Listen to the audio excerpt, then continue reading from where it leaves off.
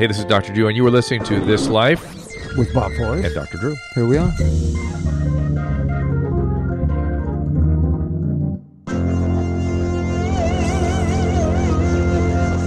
Ladies and gentlemen, boys and girls, turn on your iPhones or an Android. Let's not narrow the categories here too much. It's time for the This Life podcast. But I could have said that better. And that enthusiastic rendition of Bob Forrest. Try to do it in his way. Ladies and gentlemen, boys and girls. I want all this to go through. Yeah, no, you got to leave this in. Yeah, Susan coaching me. Yeah, this is what's part of the podcast. This is Mike Catherwood. He, of course, is my co-host on Loveline and our KABC radio show, and we worked together a long time. People responded very positively to the Chris Cornell conversation we had. I was like really touched by that. I could tell. Because there's never a time when I do anything of note in broadcasting where it's uniformly positive. There's always people that, oh, you're a tremendous douche, or how dare you feel that way. I thought the same thing. It was very, very positive. I got so much positive feedback, and it was quite touching, you know. Yeah, and because it came from our hearts and our understanding of this condition, and people are trying to make sense of it.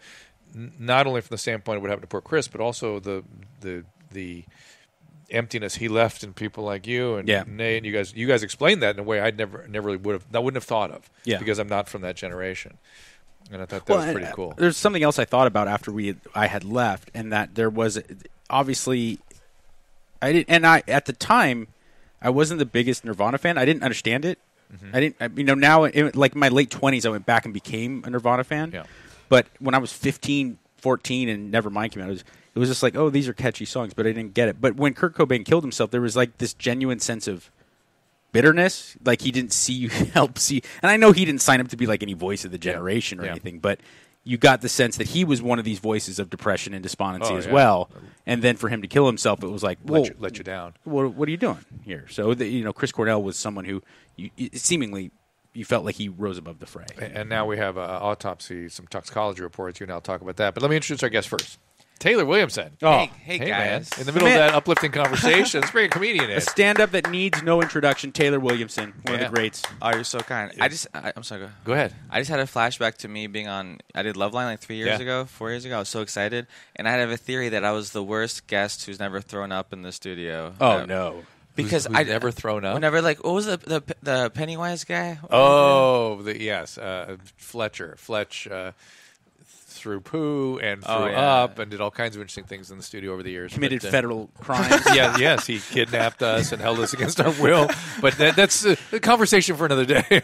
If Mike, we start doing a regular You Live or something podcast, we'll get into that stuff. We got to have Fletcher on the show. Oh yeah. We should Although I don't want him in my house. No, we should do two Fletcher episodes. One sober in this house, and then meet at a warehouse and force him to drink, and just like chronicle the difference. And oh my God, we'd have to have like security around. Sure, because he's 6'9", every bit of 300 pounds, but gets scary when he really drinks. He really gets out of his mind. Not his. I don't mean this pejoratively about Fletch. He just gets that. He's he a gets very crazy. very dark person. Yeah. What was I going to say about him? And when we first moved into this house where we do this podcast, he came up to me. It was his first time back, I think, in years. I don't think you were. I think it was. Were you there the first time he came back? I might have been. Might have been Adam. First time. It was Adam because it was the Poo Poo City one. And he goes. Hey man, he goes, how was the move last week? And I go, we moved into this house the week before. And he like says it very threateningly. He goes, yeah, I got people inside, moved you in. They told me all about it. No. And it was like apparently his cousin or something moved us in here. Was there an 8-foot gorilla with a goatee? But there was a guy who could lift well apparently. Yeah. Anyway, so give us your whole CV. Come on now. So people that don't know you, Crescenta Valley, of course. No, we got to know. Here's some CV. How about that? I didn't know that. Like how we got to know you through the television contest. I did. Wait, hold on. What is CV? Like, don't just play that out like curriculum vitae. Okay. Like your. Why would you say that? Like Taylor Williamson or I would have any freaking? Do you know what a CV is? But now I'm offended that you think I don't know what a CV is, Mike. What you think I don't know? Be honest. Yeah, it's just what it would just. I saw the look on your face. Don't give me this. I'm offended you. I looked at you at. Listen. I don't have to prove myself. I'm very smart. I took algebra 2 twice. Nice. That's So how twice as good. I'm twice as good. I did America's Got Talent, and I lost. But then Susan liked me for some reason. You lost by one. I won, right? You were last round, second runner up, first runner up, right? Most talented American in America. Yeah, and it's one of those things. It was, and what she announced that night. My pointing at our producer, my wife, First Lady of Love, was that this was going to be the same thing as Michelle Kwan. No, it was the guy that was runner up that became Clay Akins. She said she announced. I was just joking. No, because he's still around, really having a thriving career. Can you remember who he lost to? Yeah, you know what I mean. I think it was Ruben, whatever. But can we go like Jennifer Hudson or something? Sure, go Jennifer. I thought you were saying Taylor reminded you of Clay Aiken because he's a gay politician. Yeah. Nope, not that. Just that he has a thriving career. Yeah, well, listen, but I appreciate that you mean that in a kind. I took it as no. It's strictly in the best sense of it. Well, also you were someone else may have gone on to win that show. As someone who never ever watched America's Got Talent. Jennifer Hudson didn't win either, did she? No, she got like 7th place. Or something. No, see that doesn't fit, right? I think Clay Aiken was first runner up. Yeah. So go ahead. I'm sorry, Mike. I was going to say that I just don't want to be like compared to Clay Aiken. I know. He's like, no, you're Clay Aiken. Well, if he's listening, I think it's wonderful. Country broad. She has a huge career. She didn't win, didn't she? Garth Brooks. No. The hot blonde from Carrie Underwood. Carrie Underwood. Did she win? I think she won. Listen, I've never watched any of these shows. Steve Martin didn't win. It's true. You know what? Albert Brooks never won America's Got Talent or American Idol. So there you go. You know, so you could be talented and thrive without. You know who else? Hitler. Never won. He didn't even get to the finals. He's such a loser. But what I was gonna say is, as someone who never watched any of those reality shows, I didn't hear the person who won. I know you well before you came on Loveline, and you were the winner in the hearts of people who were really funny. I mean, guys like Stern and guys like Dr. Drew were coming back immediately. They're like, this is Taylor Williamson. Kevin and Bean came on the air. They're like, that guy who didn't win, though, he's got a huge career. It's going to be... Oh, that's so nice. Yeah. You don't know that, the people for saying that? No, it's nice. I'm an insecure, weirdo Jewish comedian, so I have a way to prove you wrong for everything you just said. Like, you're like, the guy who won, what's he doing? I'm like, he lives in Japan. Yeah. he makes like $30,000 a show doing 7-minute corporate events. Fun. But listen, you're right. He's never been invited on your show. Right. No. I don't know who it is. He's never been to Dr. Drew's house. No. He's at some cafe petting a cat. Chick's underwear. So where are you now? Where can we find you? Give us all the vitals. I'm at Taylor Comedy on Twitter and Instagram, and at the Taylor Comedy on Snapchat. TAYLOR. TAYLOR, and I'm on tour. I tell jokes. I travel. Where people can see you coming up? I'm at the Addison Improv in Texas. Okay. In a couple of weeks, and then I'm at the Irvine Improv in July, and cool. at the Kaboo Comedy or the Music Festival in Del Mar, Kaboo Del Mar. They have like Aerosmith, and then they have like comedy. Then you have you. I mean, I've said it since I can, as far back as I can remember. It's Aerosmith, Taylor Williamson. I just think that's Tyler. The 1-2 punch. When I say Steve Tyler, I think Taylor Williamson. It's like for real. You're not just saying that. I'm just saying that. You ever hear the stories of Bobcat opening up for Nirvana? No. It's just like, well, he's just terrified because you're like, no matter if I kill, I mean, no one wants to hear me right now. Corolla had a story. It's one of the reasons I want to go do Insane Clown Posse. I want to see what that feels like. The festival, the Meeting of the Juggalo. Gathering of the Juggalos. I really want to go. No, you don't. They'll pay you lots of money to go. I don't have to be paid. No, you well, I would. You don't. Nice. You don't want to go. I hear it's dangerous. That's the only thing. Well, no, it's. You know what? At least from the video footage I've seen like a YouTube documentary and stuff. I actually am quite impressed by it because it's really. They have their own world that that's why I want to go. The thing I love is the guys. and I think there's a big margin of error where the crowd will love you because as long as you're down with ICP, you're down with them. Until there's a big margin of error, but once you make that error, it's bad. Like you might not make it out of there alive. No, they may just bury you in some field in Pennsylvania. Well, my thinking was that it's so counter me to be at a Juggalo festival. You know what I mean? That they would appreciate the effort, and certainly the boys, Violent J, were very enthusiastic. Well, yeah, I mean they're legitimately friendly with you. I mean, like you get along with them. I think they're great. They're something else. So they're Dr. so unique. Let me tell you why Dr. Drew is so weird. Because his favorite celebrities, there's like if you were to put 10 up there, 5 of them would be totally predictable, and then there'd be 5 where you're like, what? How on earth is that? I like people I like people that are not me. You know what I mean? Yeah. I like being around people that are very, very different than myself. I like it. Even if they're sort of got problems. I mean, I feel bad for them, but I still admire them. I certainly don't glorify having serious problems, especially with drugs and alcohol or anything. But there's people that do it well, like and Violent and Shaggy do it well. Like, you know, there's no defensiveness. There's no like they're like, yeah, well, you know, it's kind of like Doug Stanhope a little bit. Exactly. Right? Yeah. And you sort of admire it. It's like he's just who he is, and he's who he is. But one of the we're going to talk to somebody on another show where the guy said, he goes, you know, you treated me in such and such a date, and I'm sorry I didn't really take then, but he goes, I did go do some more research, which is a common saying in recovery, and these guys are all doing research, and good on them. I don't decide when people get sober. You know what I mean? That's theirs. Top 3 favorite Loveline guests is ICP. I was going to say, who's your favorite interesting people? Quote interesting. Like Artie Lang. Oh my God! Yeah, I love him. Right. And who else?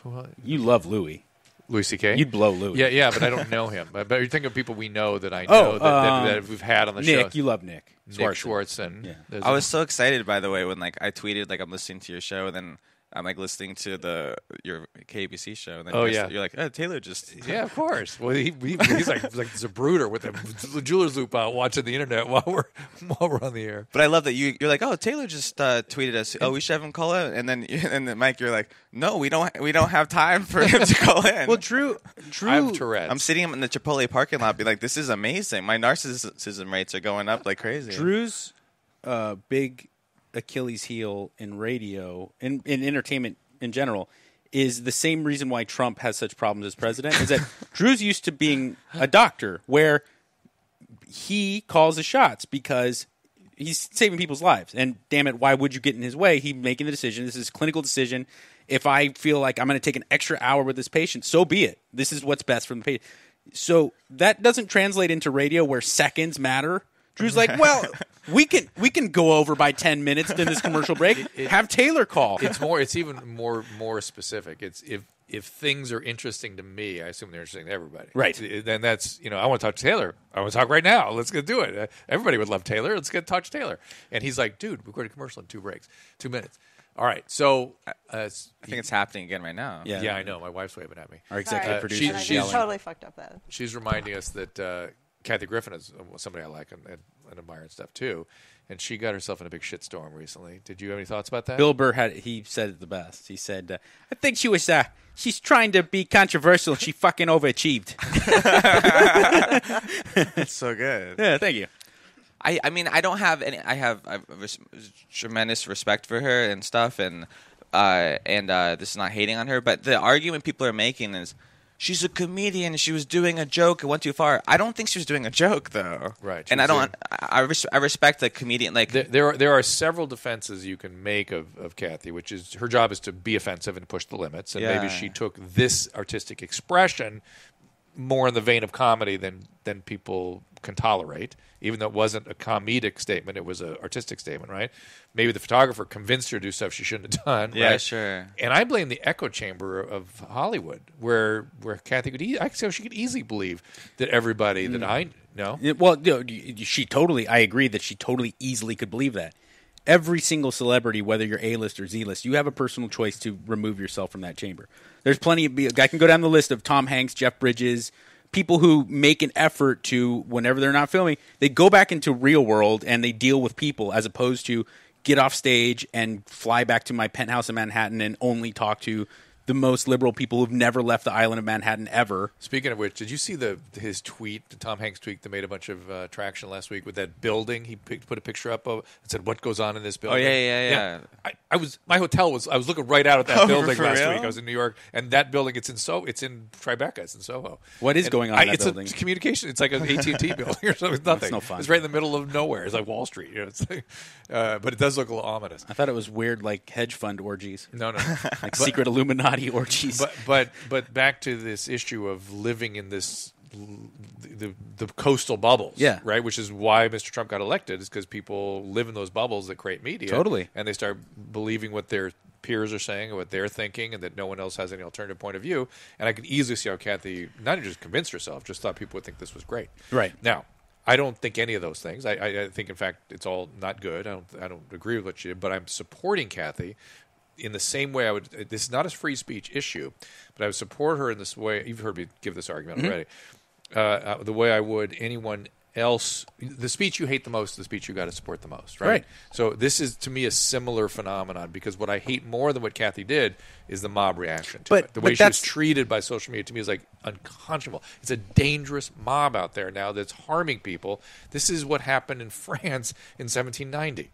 You know what I mean? If somebody doesn't stand up, I mean, we got a problem here. It's strange that because there is something called Twitter, people assume that they're like the court of public opinion has now become real. Because there's a tangible court of public opinion where you can actually see what you're writing. Having an effect. People are losing their livelihood. Totally. And then with Kathy, she'd already lost her livelihood, and they kept going. Right? I don't think she should have gone the offensive. Do you think she lost her livelihood? She lost some jobs. Right? She lost some jobs, not her livelihood. Right. And I don't know. She lost CNN. She lost a sponsor, and she lost some shows. Here's the thing, though. Hurting. I mean, I frankly, and no one else in America should really, quote unquote, care. She's a comedian who's trying to do something to get attention and be controversial. So, honestly, That's so right.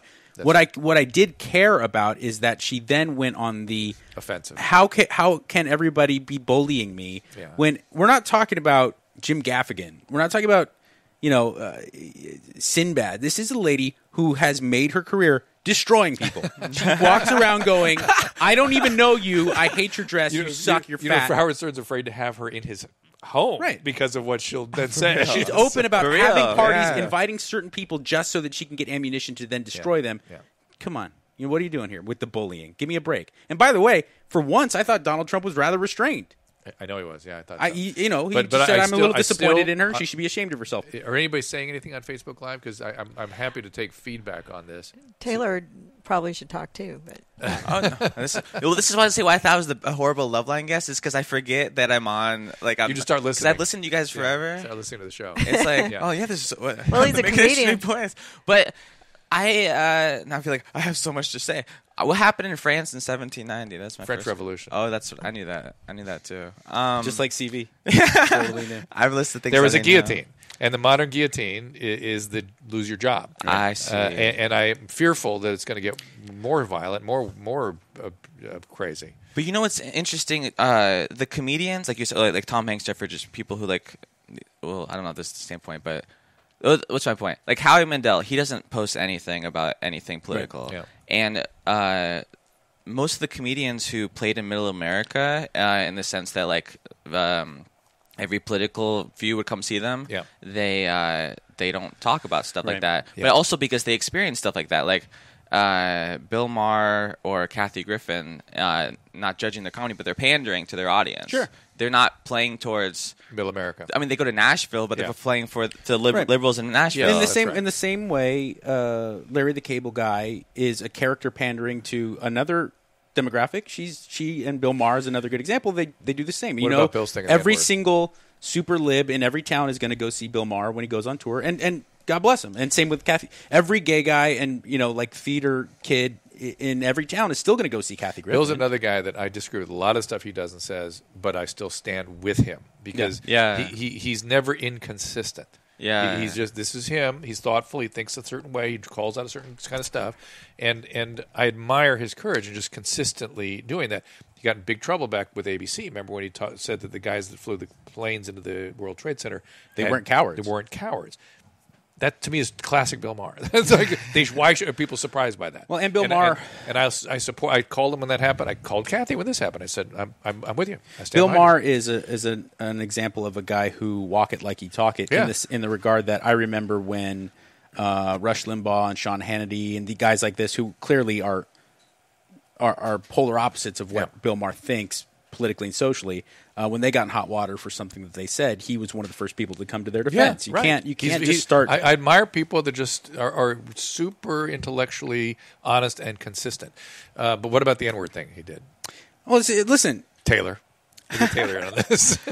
Well, Bill Maher. I was going to say Bill Maher. He's like a guy trying to play the high jump out of a hole. He's dug himself a bigger hole because, I mean, he may be a fine guy. I don't know him. I'm not saying he's a bad person, but he's not likable. Bill Maher's not a likable guy. You don't just watch his show. You don't watch Real Time and you're like, hey, I'd love to hang out with him. He's very smug. He's very. It's very interesting because in person, Susan, what do you think? You met him many times. I in person, he's very likable. Oh, I'm sure he is. It's very weird. That's fine. Well, let's see what she thinks. That's sort of me. What do you think? Not so much, I guess. Well, I like Bill, but he's very different than us. Yeah. I mean, he has different opinions. Yeah, I know. But he's like so that. successful. He's great. He's been a great, When you've socialized with him, he's cool. I mean, he's always high. there is that. He's much better when he's high. But I don't care. I mean, whatever. I mean, I'm not. I mean, the answer.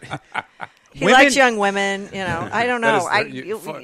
Send your tweets and letters to Absent. He was best friends with one of my best friends, and that's how we found each other. Right, so it was, you became friends with him because of me. Yeah, that's right. Once again. If you want a piece of advice here, if a woman doesn't immediately deny something, that means she's telling you the truth and that she will support whatever that is. For instance, yes, Bill Maher, nice guy, right? If a woman goes, that's no. If you go, hey, you ever done anal? Any girl who's never done anal goes, no, whoa. If there's that's yes, okay, that's yes. Trust me, that is. That's a very good point. Never in the world of any dangerous question has a woman had to go, well, let me. There's always whoa, no, I don't. Come on, I'm not like that. I want to make some phone calls after this. Well, did you see Bill Maher's last show where he discussed this? I heard about it. I didn't see any of it. I did see that Ice-T got a bunch of negative tweets, and he's like, wrong Ice, you dumb bitches. Because it was Ice Cube. Right. A bunch of people like, how dare you take that stance? He's like, do we all look that close to the same? Because he's like 5 feet shorter than me. Ice Cube did throw out to Bill, like, joking but not joking, like, yeah, you dated a lot of black women, but you can't say that just because you feel like you Well, can't. that was somebody who was taking that position. Yeah. And everyone was saying, no.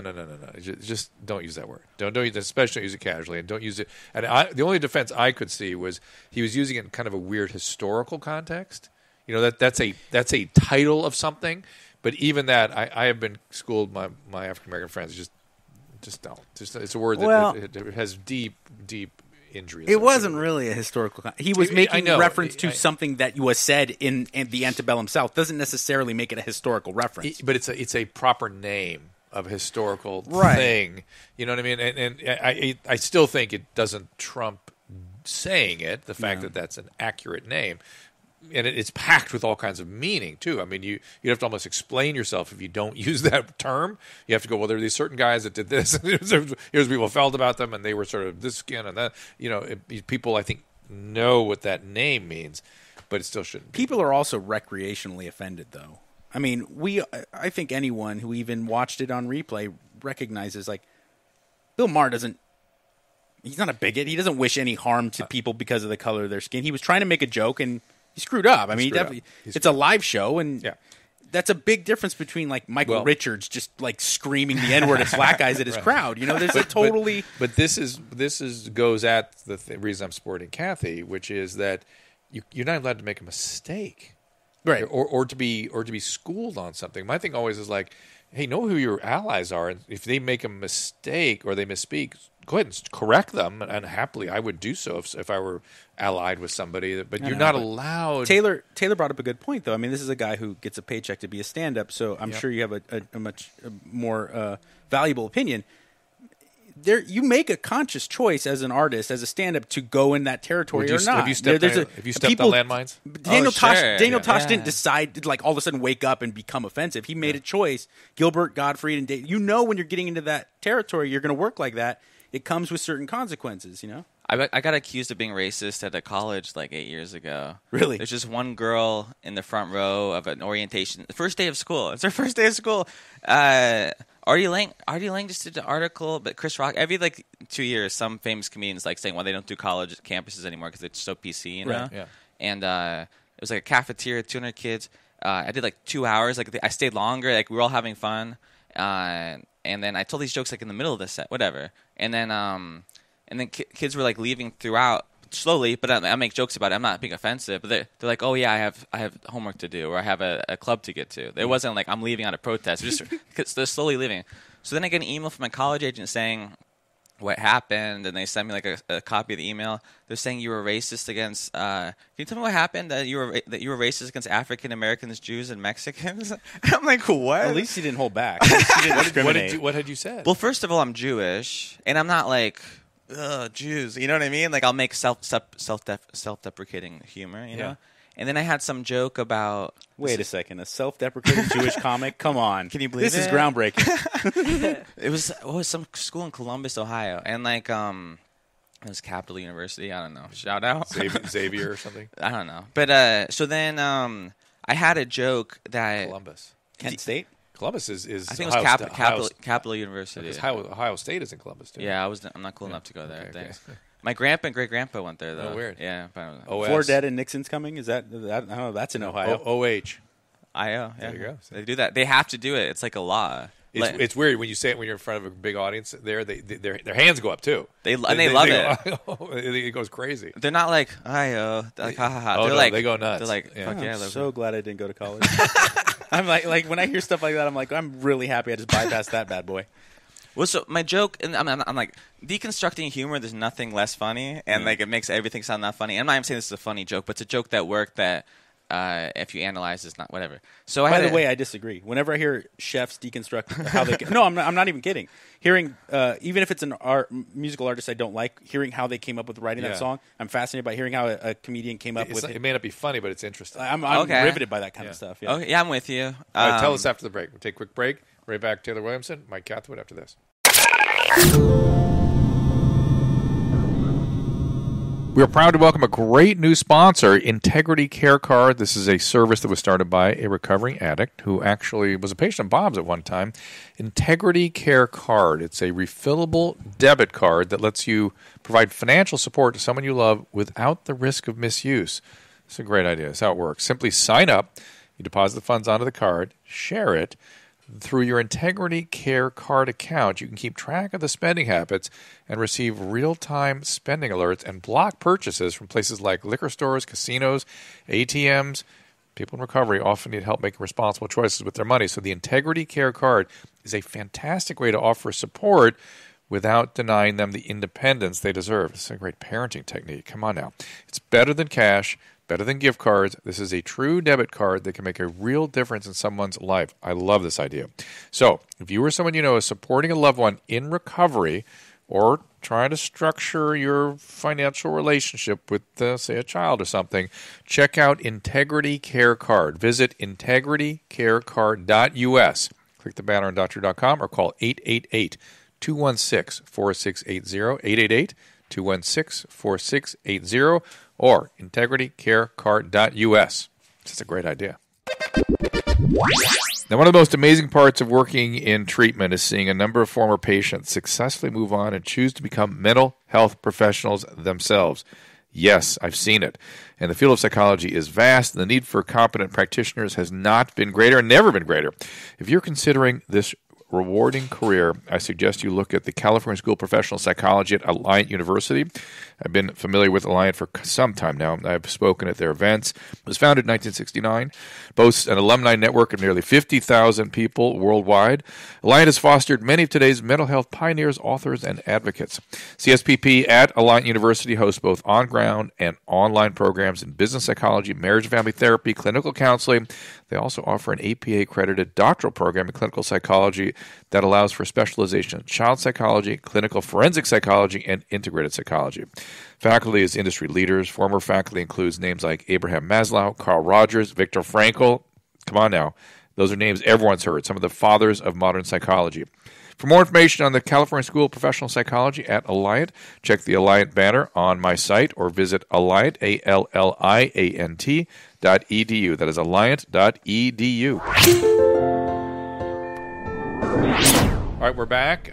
Taylor Williamson, you were telling us about deconstructing. Hey, please tell us your racist joke from 8 years ago.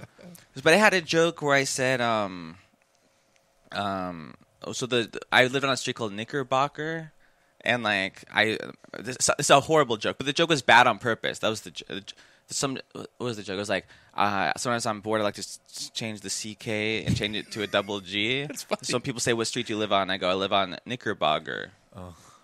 Which is, it's just, and then... Obviously, we were thinking of the other. Yeah, and then I go, what were you guys thinking? And I play on that. It's very funny. Thanks. It's just silliness. Right? Yeah. And then the other joke I said, a bit about being in college, and the comedy is truth, and you exaggerate it. So my roommate in college, first day, he's like, are you Mexican? And then that's truth, so then I exaggerate. So then in my joke, I go, how could I be Mexican? Look at me. And then I look at my hand, and then I go, I'm in college. Oh. Thank you. Thank you. My Mexican friend laughing. But on paper... I mean, listen. You can say that joke, whatever. The joke is the misdirection, yes, or whatever. Misdirection, yeah. And the surprise. I'm making fun of myself. I'm an idiot. You know what I mean? Yeah.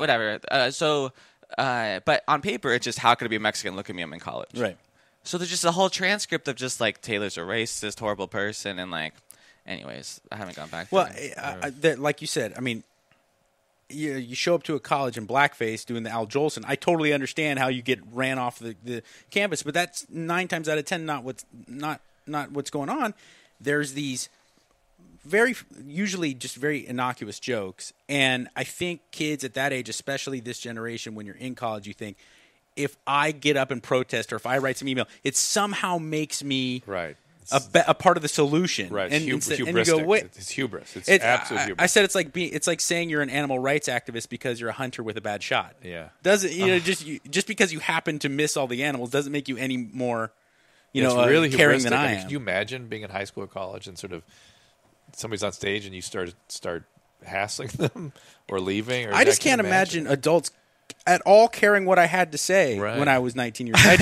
I don't understand this world where you would assume at 19 that anyone gives a shit what you have to say. Because I certainly at that age, and I was a pompous prick that was addicted to drugs and just trying my best to sleep with everyone I could. And I knew for a fact like society as a whole doesn't care what I think. Like that was embedded into my something head. would be wrong with society if they did. Yeah, you know what I mean? I mean it's and unfortunately I want to hear from 19-year-olds, but let's put it in the context in which it's being received from children. I want to hear it from 19-year-olds if I'm at dinner with them. If I'm at dinner with their parents and they happen to be sitting there, I'd be like, so what's going down? How do you feel about that? Yeah, I do want to hear about it. But I don't like, I feel like you need to start feeling the propensity to try and rule the world because you don't. So there's a bunch of other stuff in the press lately. Of course, Tiger Woods was found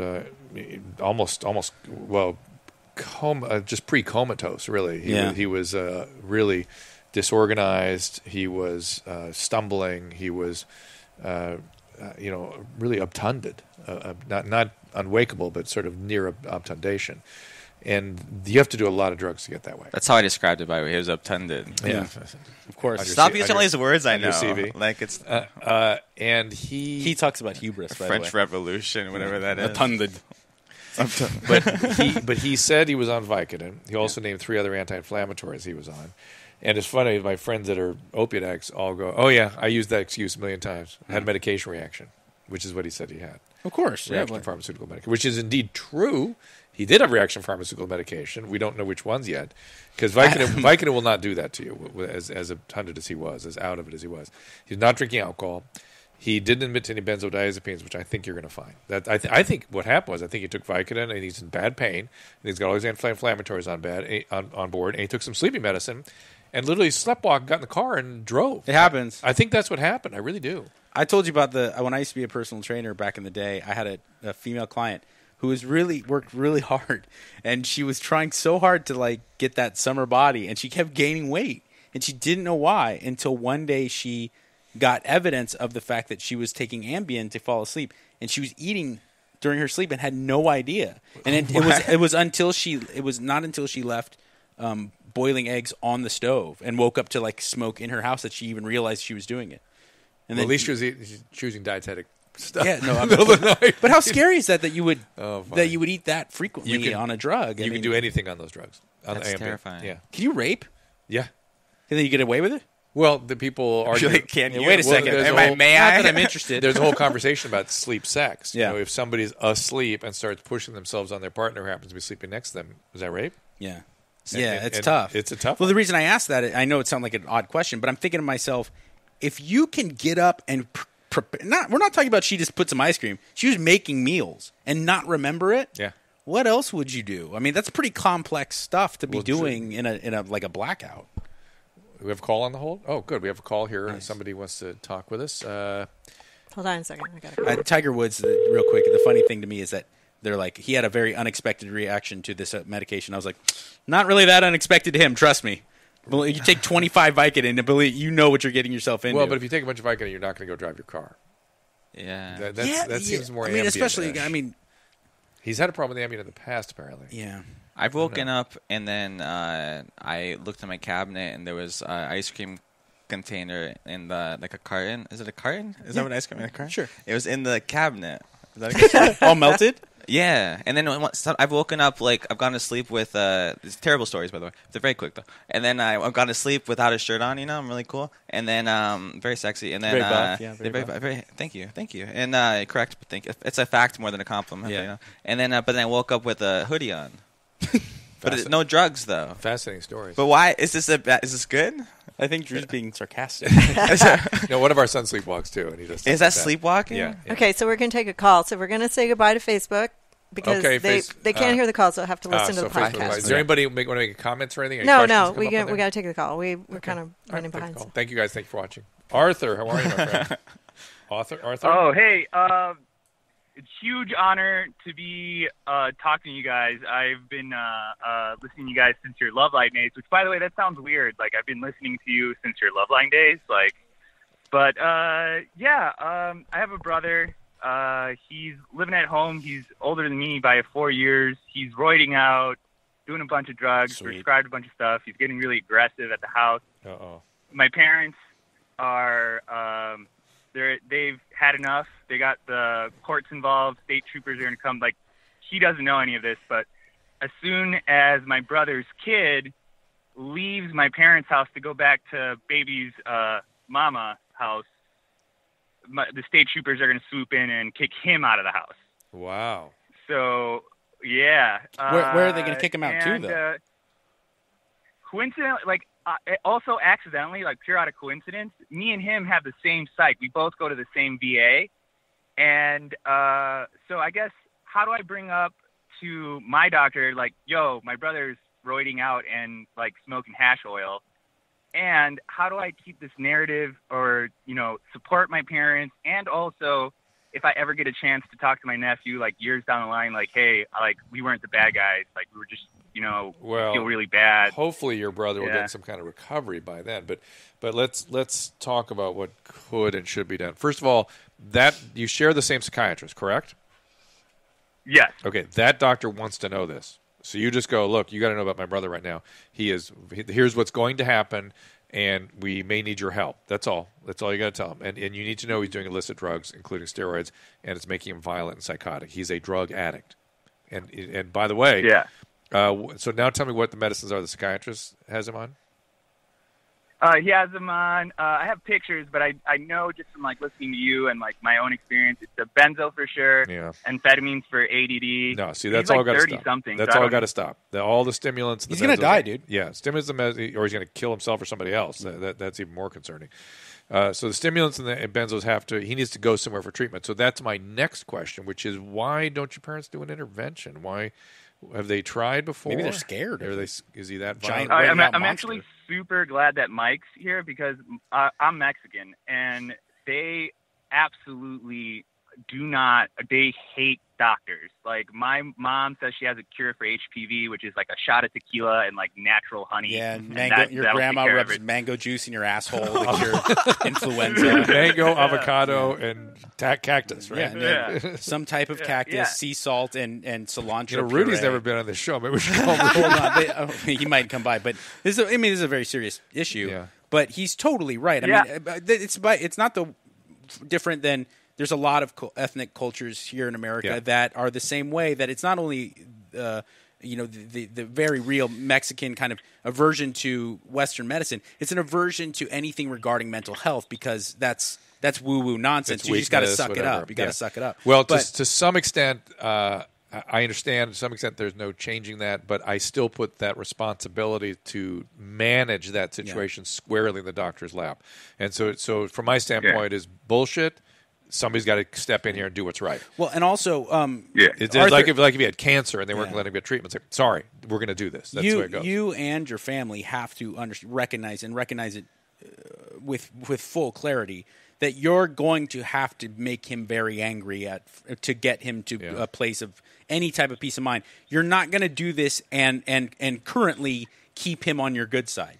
In order for him to get the help he really needs, you can't listen to what his feelings right now don't matter. Right. And I know that sounds counterintuitive because he's the one who needs help, but for him to get the help he needs at this situation, you guys are going to have to play rough. And there are people that specialize in helping with this kind of thing. People can really help you get through this, and I'm sure have dealt with the denial, cultural denial, and all that kind of stuff you're describing. I was at a meeting the other day, and I heard someone speak that had their parents called the cops on them. That's what's going to happen here. I don't object to that, by the way. I don't either. I'm fine with that, but then you have to do something that helps him.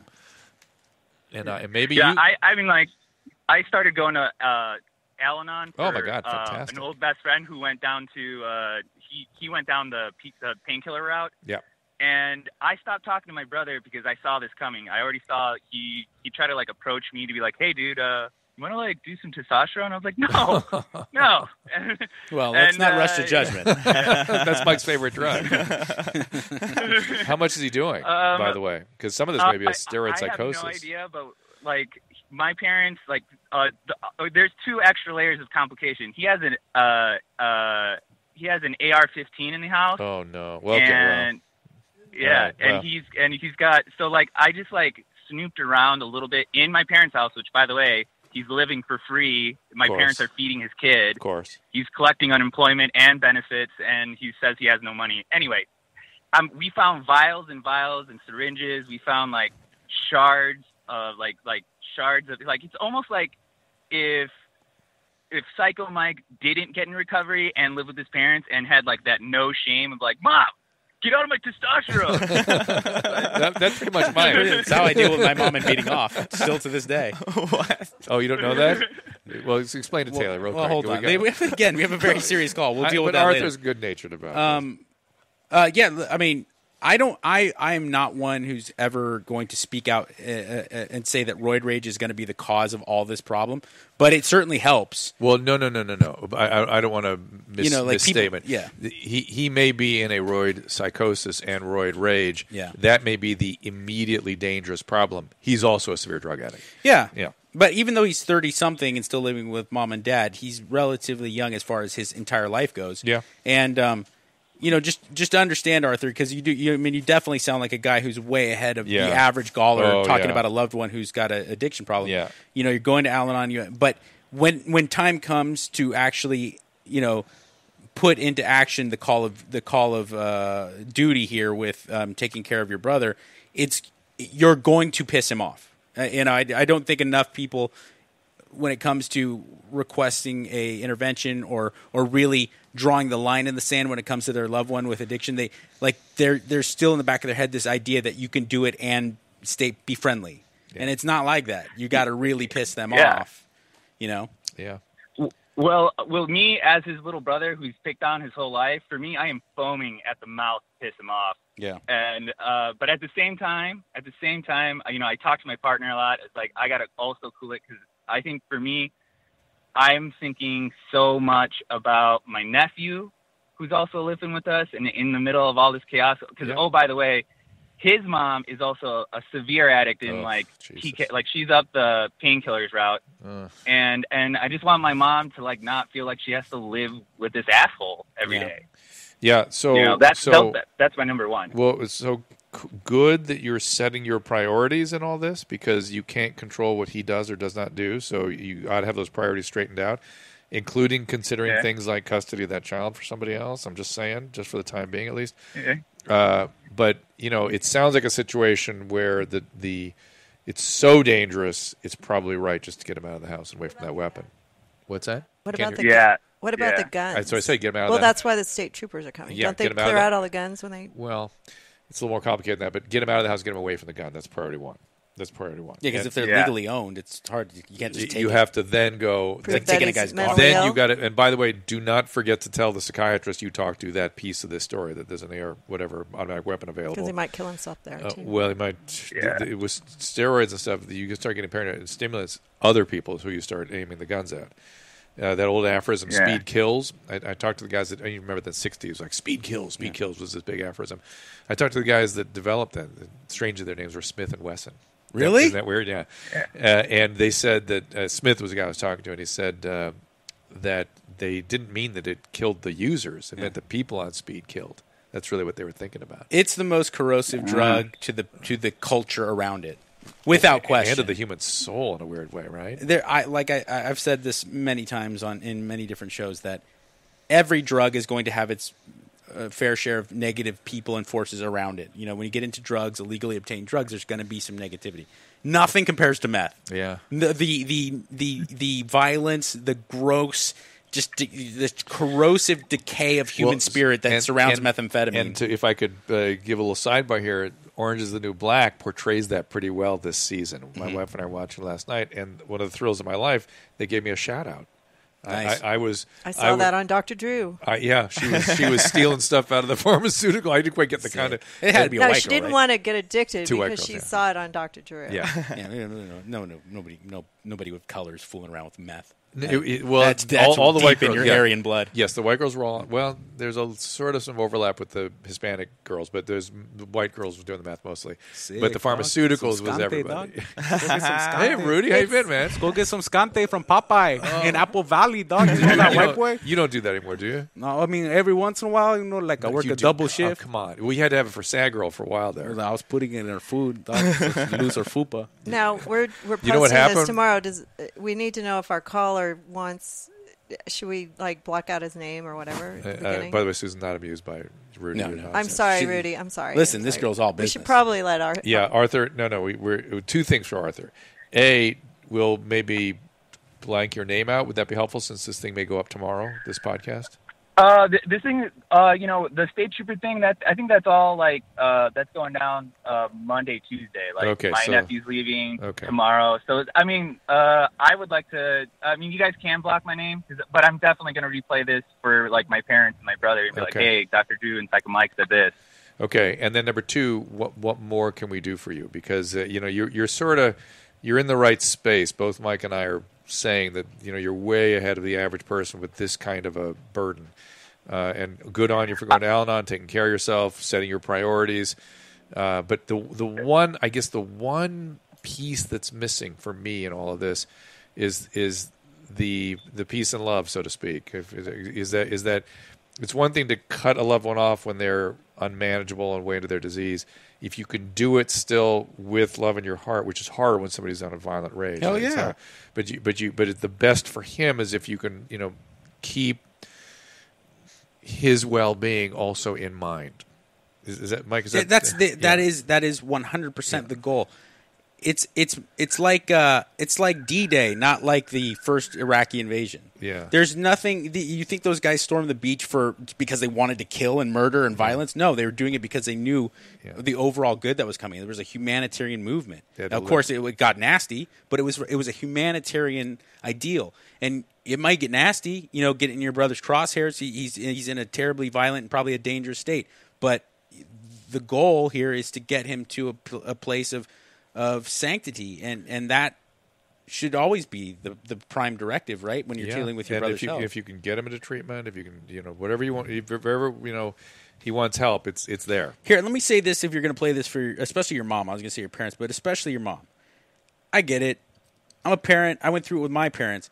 No one wants to come to the realization that their kid has a drug problem and that their kid has potentially gone down this path. But look at it this way. Would you rather peel off the Band-Aid now and deal with it, or have to deal with the horrors of knowing that something really devastating happens in the future? He loses custody completely. He hurts someone. He may kill someone. He may kill himself. All these things. This is how addiction ends. It's not glorified or romanticized like it is in the movies.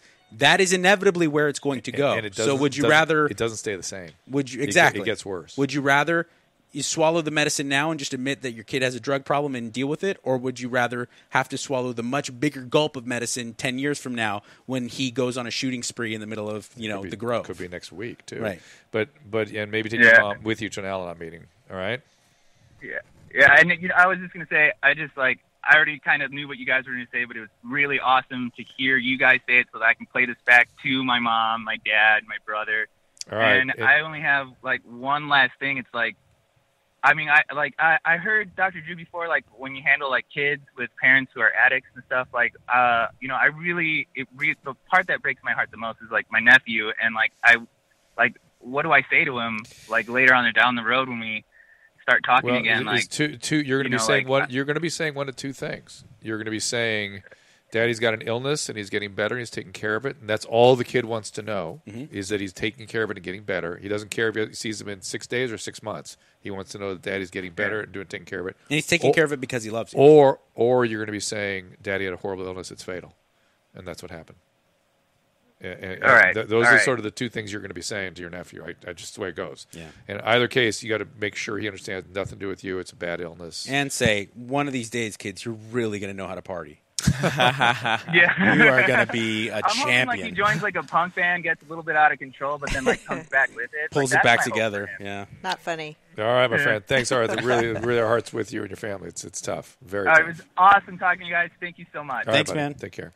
Yeah, it's that hard line. You look a little breathtaking. You all right? Well, this is how I felt when I did Loveline. I'm just I have nothing funny to say. I'm an asshole. Can I say that? I'm a bad person if I speak. I can't. I have nothing of value to say besides good luck. And I think all these jokes I could throw in there that I'm I could have my Bill Maher moment. Thank you for not. Well, we have a sex question next, so you can be right, funny. Thank you How for about that. that? I mean, I don't.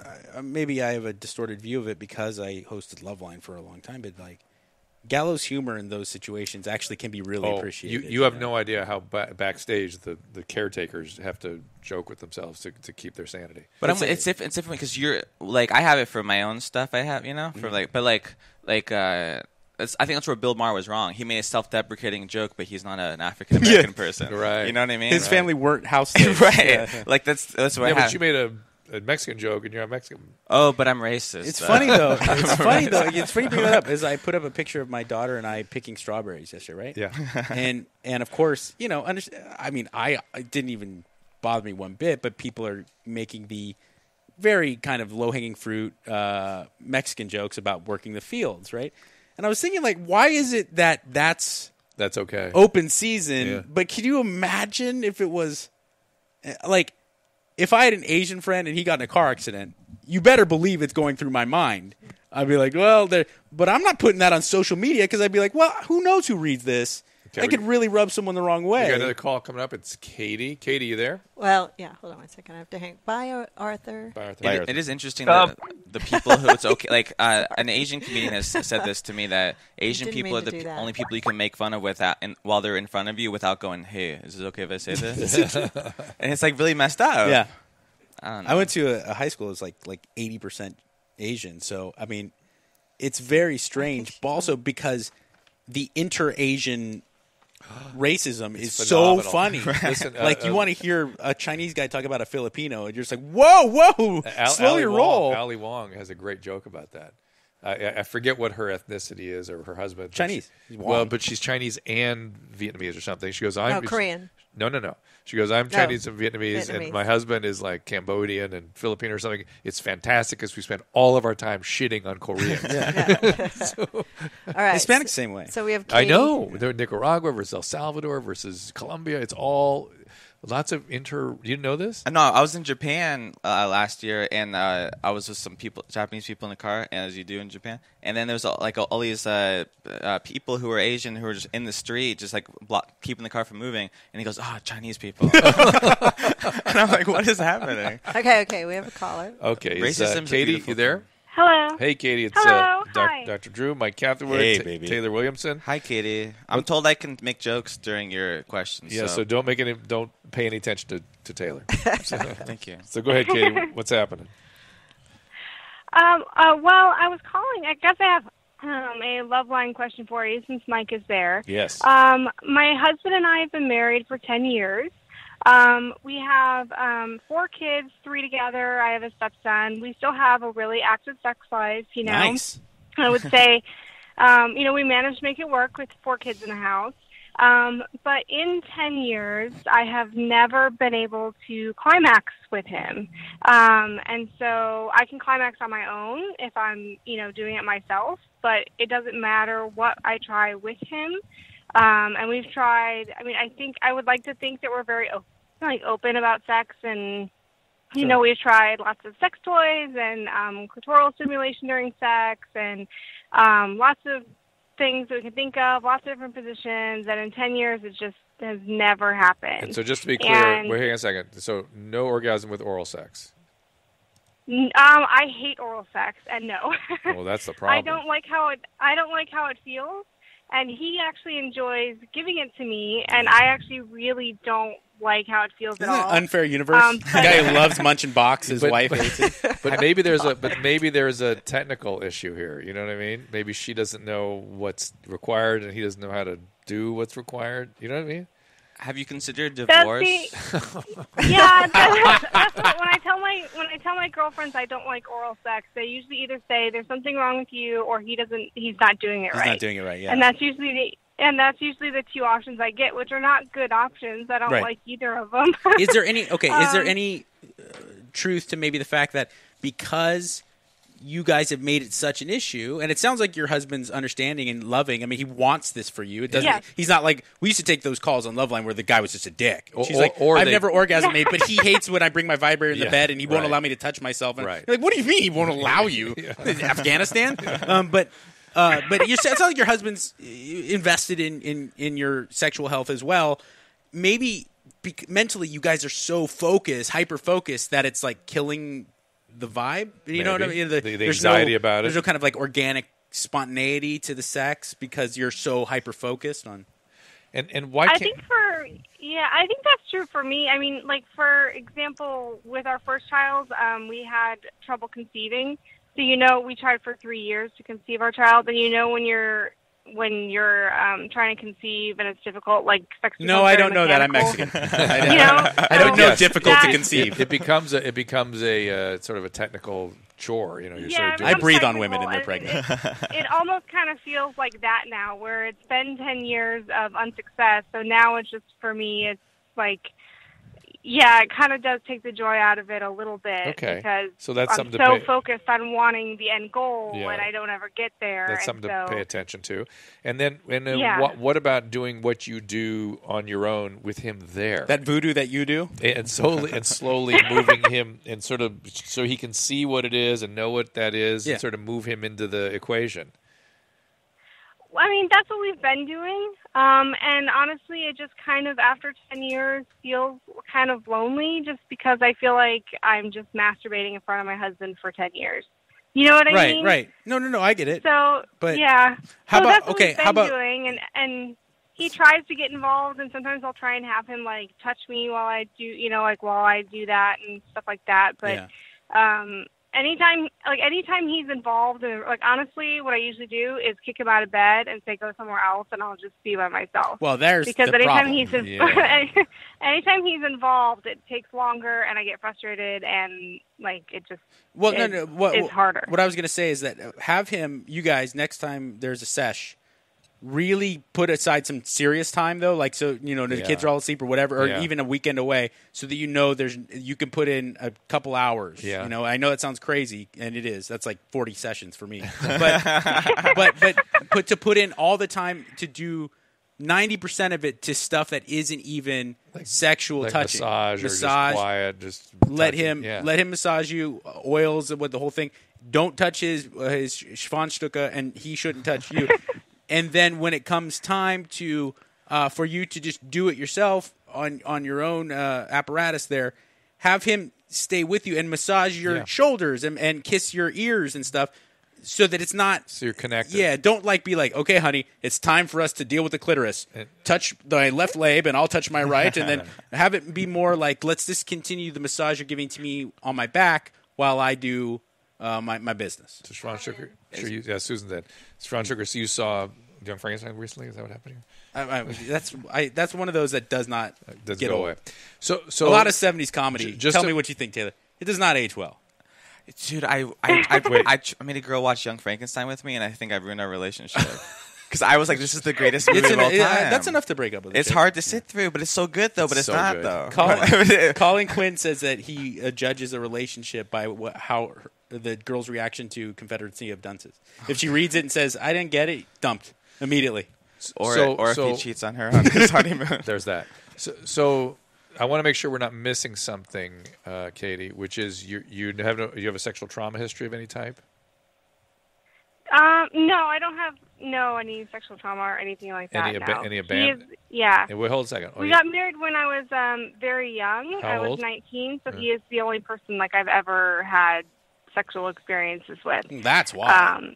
That's a big factor. Yeah. That's a deal. Yeah. And then it's not bad, though. Any abandonment? No, it's by no means a negative, but that definitely it's a much easier solution when a girl says, I've never been able to achieve orgasm at 30 with my husband of 2 years. Before I met him, I was getting anally railed, and I could have I was squirting and stuff. It's just there's a big difference when you have like that kind of adaptation. If he were to hear that podcast, he would step outside and shoot him. so just FYI. So any abandonment issues for you? I'm trying to see if there's any intimacy block here. So go ahead. You mean like with family issues? Probably. I mean, like I didn't have a wonderful childhood. What happened? Nothing sexually, but I was raised in a really violent childhood. I have a mother who's severely bipolar and a dad like they were fighting in my house constantly, like cops were at our house constantly. My dad would go away for months at a time or weeks at a time, and okay, so that's the abandonment. So there's abandonment and domestic violence, both very troubling for kids when they're growing up, and it's highly associated with anxiety type disorders. And I'm wondering if some individual therapy might not help for you, some trauma therapy to sort of ecstasy hook you back up again. No. Well, some people have used that, but I honestly, because some of this is sort of a block, right? And we got to get your sort of system regulating all. What Mike has advocated for you is a great idea, and I would go down that path. Ecstasy? No. The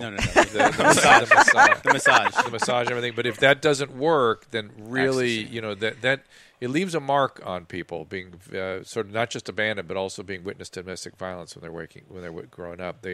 The aphorism that not researchers but mental health professionals use is that the guys become warriors and the girls become worriers when they've been exposed to this stuff. Am I a girl? Is that what you're saying? No, you're just Jewish. Well, you just in Ashkenazi Jew become warriors. Oh, okay. But Katie, also on top of that, like your dad just going away for months at a time.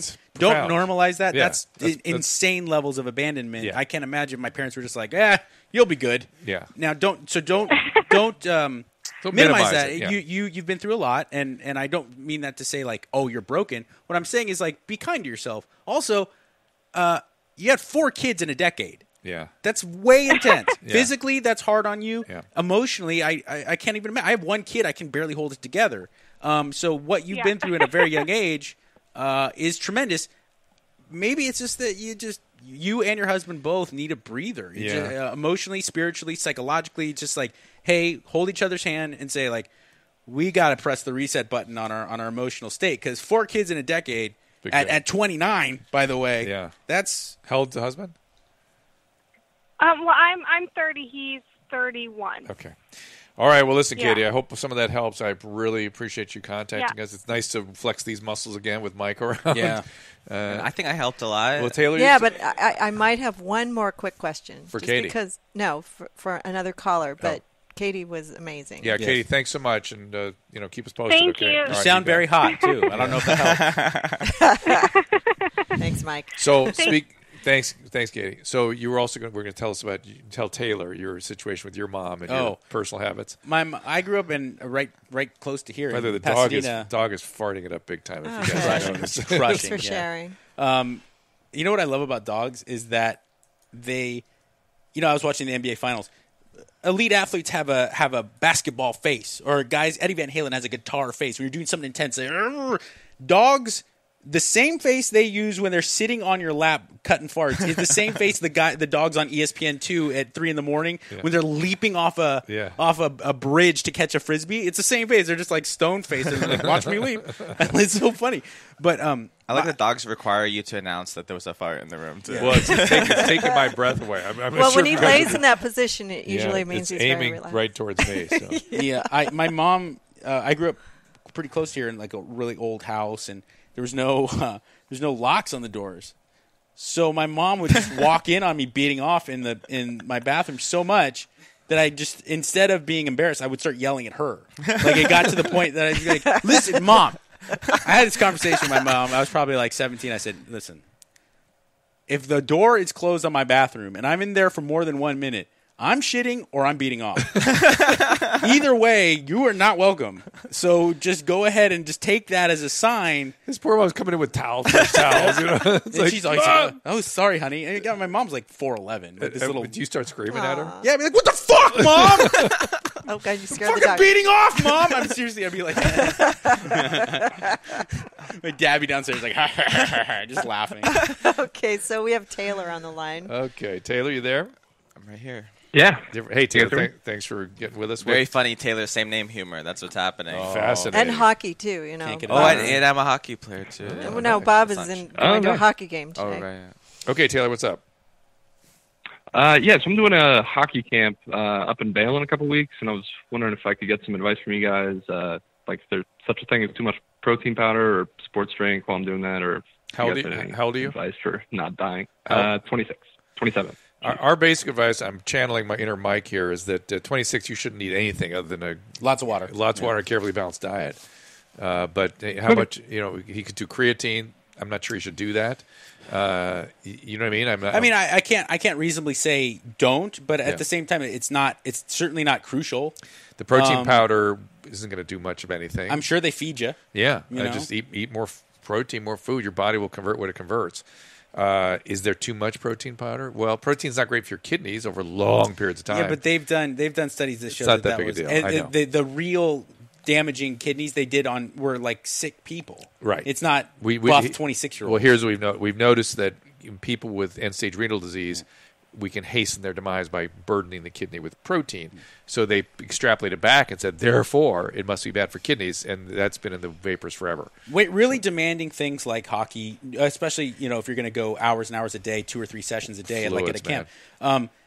The demands for your body are certainly high. But they're much different than a hypertrophy athlete, meaning someone who's building muscle. That's their main goal, a fitness athlete, a bodybuilder, something like that. So people oftentimes, they make a big mistake, especially young athletes. A young football player, a young hockey player, a young endurance athlete makes the mistake of taking diets from Flex magazine, thinking that that's appropriate. And the reality is the only people who need 1, 2, 3 grams of protein per pound of body weight are people who are trying to gain muscle cells. And that's not what you're doing in a hockey even then, camp. At your age, you could probably eat carbohydrates and build it just as well.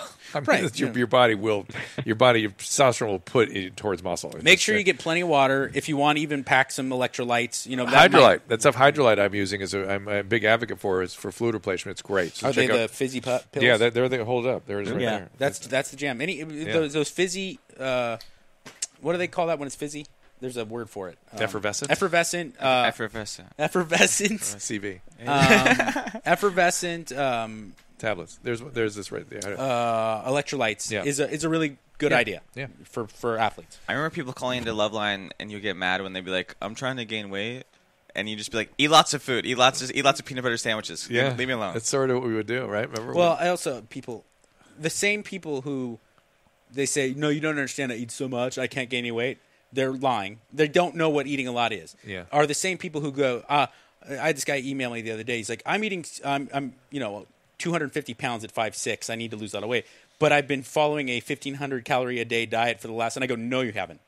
No, you haven't. Trust me.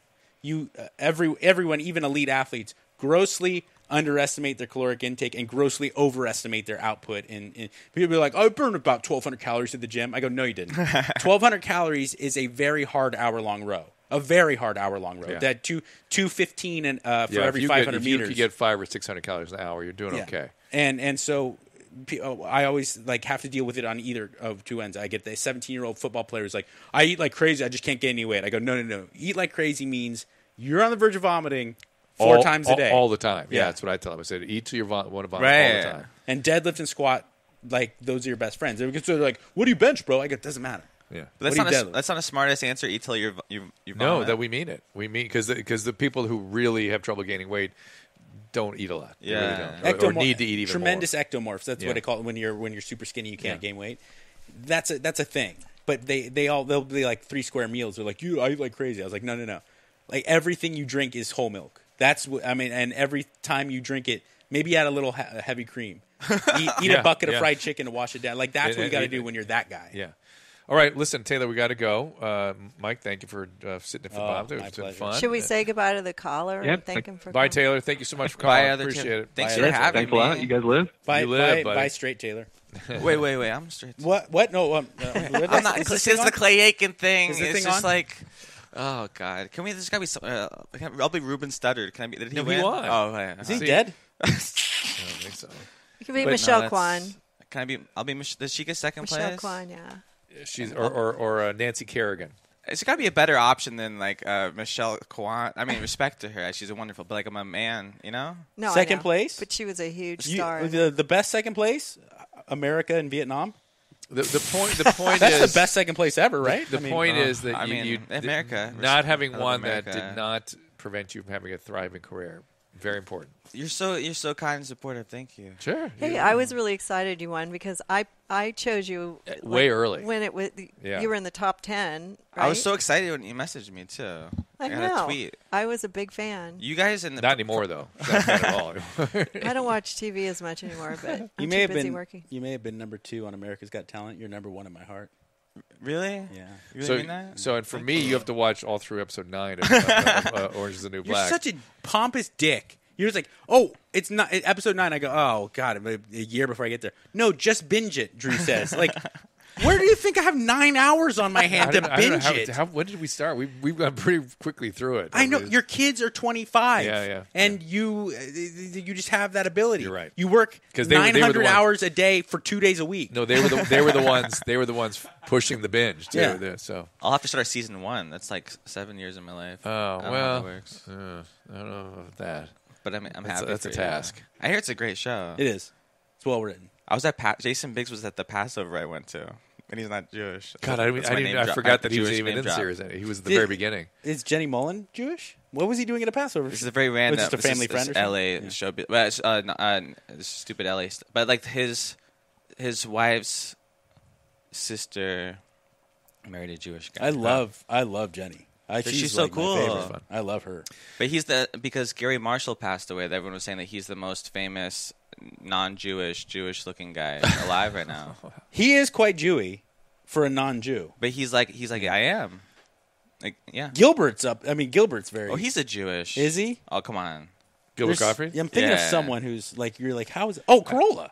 Corolla's very. Where you're like, really? You're not? But that's where the Gilbert thing came in. He's Italian. Was the weightlifter the guy who's Jewish, right? I don't know. The guy with his family is the drug addicts and the attack. I'm trying to do like no, that's joke. I have such a weird attacking Jews again. No, it's your joke. My favorite thing on Loveline forever was you guys would be like, someone call him the craziest thing, and you'd be like, Jewish, right? Oh no, it's Adam. That's Adam. No, he'd go. You do it sometime. Well, maybe I'm recalling it. It is worth doing, and people are like, "Well, dude, it's so racist." No, it's not. Stop it. The guy calls up. He's like, "I got 3 kids, like by like 5, by 5 different women." And Adam would go like, "Jewish, Mr. Goldstein." You know, I don't hardly ever meet any Jewish alcoholic addicts. I just not. They're addicts. They don't get alcoholism. It's weird. That's overeaters a lot, right? Food, pills. Really? Yep. And pot sometimes too. But surprising because I go to meetings and you just it's a weird, interesting subset. But the Chabad house is all right. Is that what it is? Chabad, it's all Jewish. It's designed. It was established originally for, by the rabbi, but it treats all comers now. What's the matter? I didn't know that. Chabad. I knew Chabad, but I didn't know that they did. Other things like that. Yeah, it's good. Oh, I love All right, guys. good shishabad. We got to go. Scientology So has. let's throw I got invited to Narcanon meeting once. Ooh, I'm sorry. That's all. Well, I don't want to leave. I'm sorry. I know we don't want you to leave. Super, we can do 2 hours like Loveline, but super hot chicks. So where do we find everybody at Mike Catherwood? At Mike Catherwood on all social media formats. Yes. And at Dr. Drew. And at Taylor Comedy, basically, whatever. And I'm First Lady of Love, and also go to drdrew.com and find all the podcasts that we offer. And if you just can't find something, go there. You can probably find it. Yeah, we get on the contact list, email us. We'll try to accommodate everybody. You're in the top 3 coolest Taylors in show business, for sure. Taylor Swift? No, he's way ahead of Taylor Swift. Taylor Swift may be more successful. He's way cooler. Really? Yeah. Taylor Hawkins is cooler than you. Oh, I mean, come on. He's cooler than you. Who's Taylor Hawkins? He's a drummer for the Foo Fighters. Oh, sorry. He was the drummer for Lannis. And then what happened? All right, guys, we got to go. Wrap this up. The Foo Fighters. Okay, I want to thank our friends for the Integrity Care Card. It's a brilliant idea, and we're going to hear a little more from them.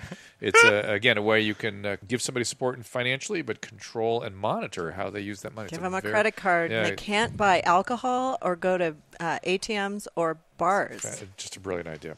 All right. It really is. We'll see you next time. Lately, I've been waiting for you to come around.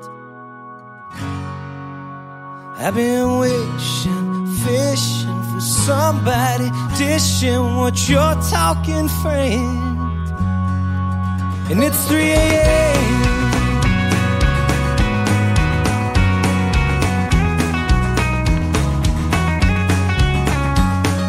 Despite the whiskey, I've always been risky. And babe, trust me, you'll see,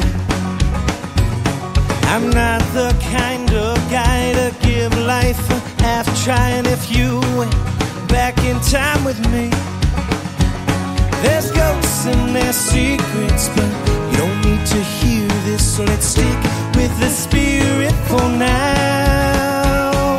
Lately, I've been waiting for you to come around. I've been wishing, fishing for somebody, dishing what you're talking, friend. And it's 3:30 a.m. and it wasn't her age, her eyes, hazel or sage, or the way she plays the games you think she plays. It's not about her hair, blonde, long black as an early dawn, or what town she's from anymore. No, and I'll take it as a sign that her sitting here tonight means the world fits right to the morn. Lately, I've been waiting for you to come around. I've been wishing, fishing for somebody, dishing what you're talking, friend. And I know it's 6 a.m. With all of this chatter, I don't care for matters of sadness, so let's let this be. And there's no need to force it, but I ain't bullshit, and you seem legit to me.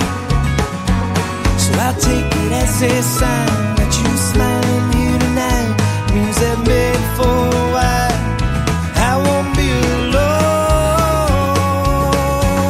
But lately I've been waiting for you to come around. Where have you been hanging out? 'Cause I've been wishing, fishing for somebody, dishing what you're talking, friend.